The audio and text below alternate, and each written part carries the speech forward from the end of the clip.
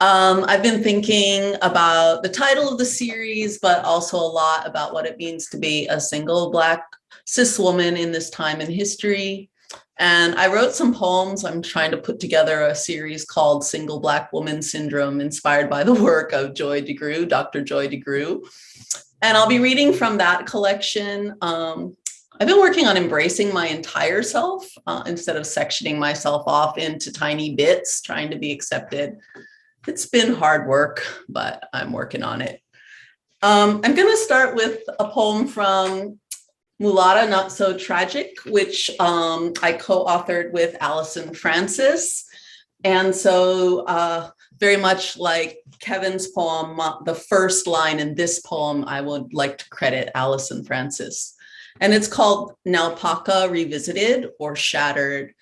And it's basically based on this Hawaiian legend where a princess falls in love with a commoner and they can't stay together. And so she must remain in the mountains and he remains by the sea. And there's a flower she tears in half before they depart. And so there's a flower in Hawaii where half of the flower, it only blooms in halves. And half of the flower can be found by the sea and half of the flower by the mountains. So I'll open with this poem, Shattered. Where should I begin again? With the mending, the darning of small hurts, surgery for large gaping wounds, or anesthesia for complete amnesia. To forget you, impossible. To remember, to continue to bleed, a trickle here, a seepage, infection and pus, picking at scabs. You, oh, your beauty, your gaze into mine, words uttered, words unsaid, fainting and waiting for you to catch me, calling for your response, my anger undoing the stitches. Your absence not unnoticed, I find myself alone, seeking refuge in my battered body. Hurt echoes in my heart, once yours, now torn apart. You casually let me stand unanswered. The look on your face, anguish, I remember. But still I know that in this I was alone. My heart in my own hands, I carried it home. Scarred, is it stronger now or weaker? Healed or more easy to tear, more difficult to penetrate? Does surgery make one's organs weaker or stronger? Impossible to replace a heart once broken through substitute or donor.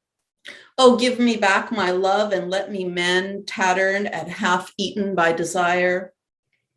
Though the scars are newly formed, I will keep my heart and make it whole again.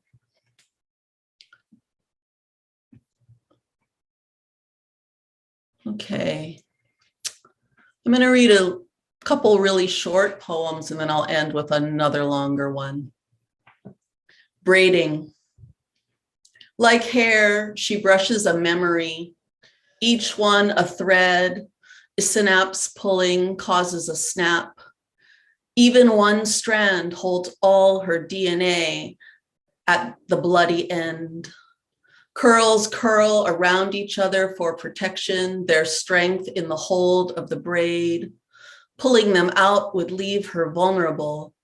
She resists the comb, embraces the tangle of memories, nonsensical reactions to past pains, scars and scar tissue. There is no parting or straightening, bleaching or pressing. Here she is only whole, with these moments kept in her head as memories.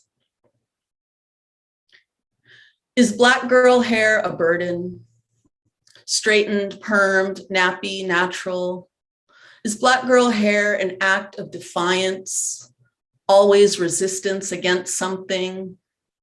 I hear them talk about me. It's always the hair, grasping it in their white hands. Don't recognize me without hair.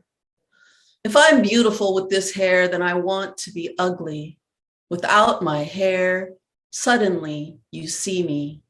Me. I had to cut it off, I say. Believe me, sister, comes the nod. I know. Okay, these are going to take you a little bit back into history, looking at multiracial identity. Quadroon, noun, 1707, offspring of a white and a mulatto, comes from Spanish cuatron, literally one who has a fourth, in parentheses, Negro blood. This can be explained as having one Negro grandparent or two grandparents who were octoroons, but who's counting? America is counting. Counting slaves, counting bodies, counting profit, counting drops, and one drop counts. One drop of African blood makes you legally a Negro in 1707, constitutes 3/4 a man. Tragic. Fragments of bloodlines. She walks the quad before sunrise. Flashes of memory. Shoulders squeezed between angry thumbs. She desired to be held, but not held down.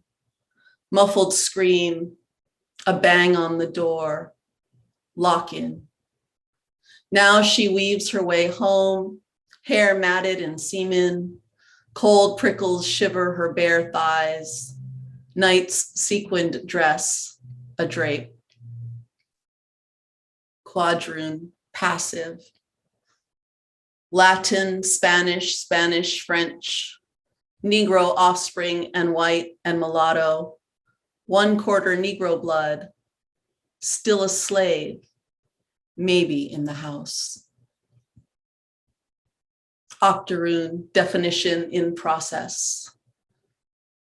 Grandpa is a Black Indian, his parents not slaves.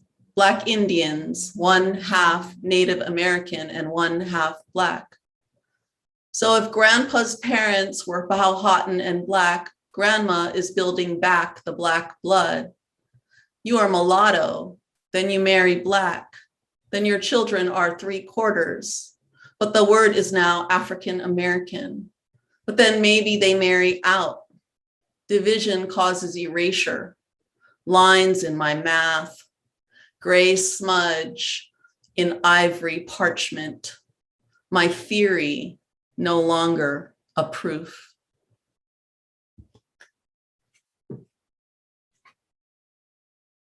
Thank you. That's the last one in those series. And I'm going to close on a lighter note. I'm going to come back to the modern world.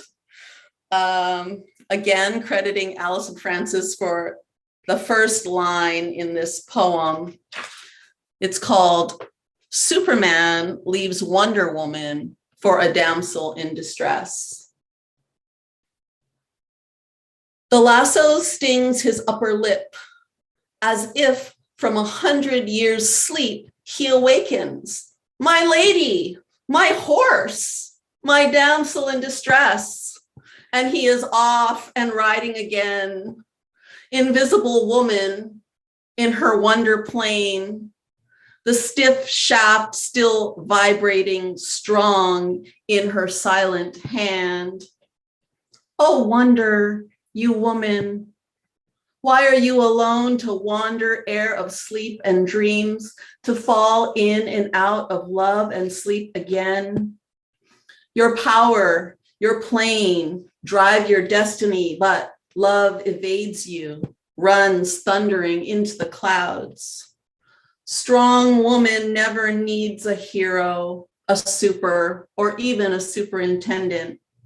She fixes her own toilet, cleans the rim where he once sat. Her light bulb can be replaced with her own superpower. She can fend off garbage men and rats with her golden bracelets.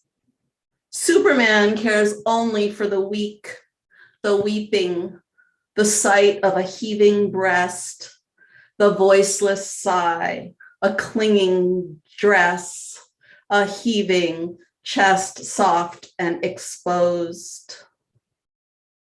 Wonder Woman reveals her open blouse and an iron cast bra.